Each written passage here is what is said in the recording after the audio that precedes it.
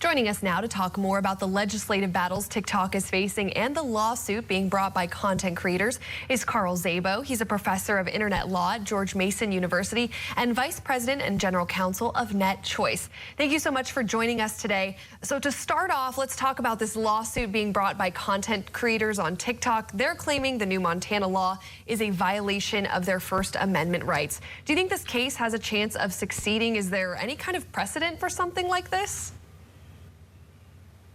Yeah, thanks for having me on. Not only does this case have a chance of succeeding, it is almost guaranteed to succeed.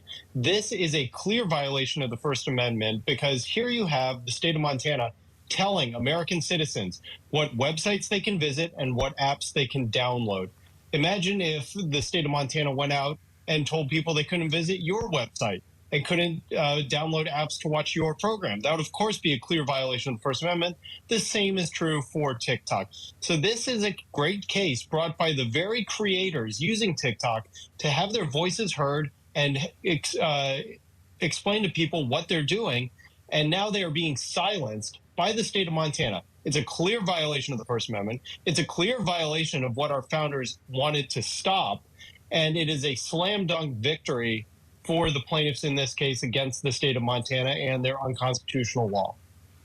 And it's interesting because a lot of these content creators, that's their main source of income, is posting to TikTok. So it's free speech, it's livelihood, there's a lot of implications in that case. And to talk more about the Montana law, many cyber experts have said the law will be extremely difficult, if not impossible, to enforce. Do you agree with that? I mean, I can already count the loopholes on my hand of driving out of state using a VPN. Will you talk a little bit about, is this actually enforceable?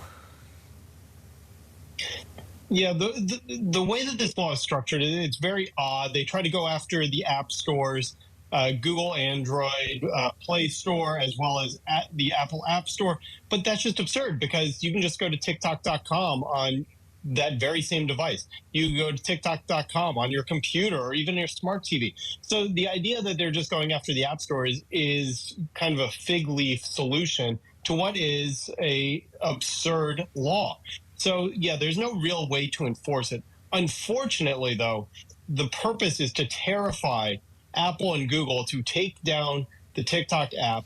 And once again, the thing that should be terrifying is that it is the state of Montana engaging in a ban of speech, a censorship of speech. I mean, that's this type of thing that you hear out of China, not out of the United States. So ironically, by Montana engaging in this censorship, this banning of free speech, they are acting much more like Beijing than they are Billings, Montana. And we saw this conversation on a federal stage as well. I mean, looking at the way that Montana's law was written, do you think this would be the way that, federal lawmakers might go about banning the app if they do end up going that far? I mean, how could potential federal legislation work? So the way that the Montana law is written, it straight up criminalizes TikTok, which is something that is strictly prohibited and forbidden by the U.S. Constitution. In America, we don't ban people. We ban bad actions. And what we haven't seen yet is clear evidence from our intelligence and cybersecurity experts of bad actions. So what we should do instead is stop focusing on TikTok. And if we want to have a robust conversation about China and the U.S. integration with China, let's have that conversation. If we want to have a robust conversation about cybersecurity standards, we need to have that conversation. If we want to have a conversation about securing people's privacy, then let's get into law a national privacy standard, which we don't have. So I think this attack on TikTok is really a misguided discussion and attempt to focus on one person, one actor, one company, rather than identifying the real problem, the real threat, which is our lack of securing our critical infrastructure from cybersecurity attacks and securing Americans' privacy across the board. So rather than doing this bad action, this unconstitutional action, that's what Congress should focus on.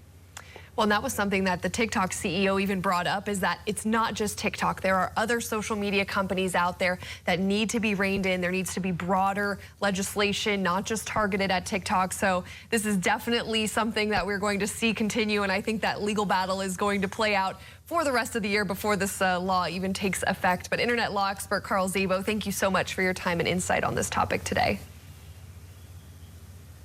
Thanks for having me.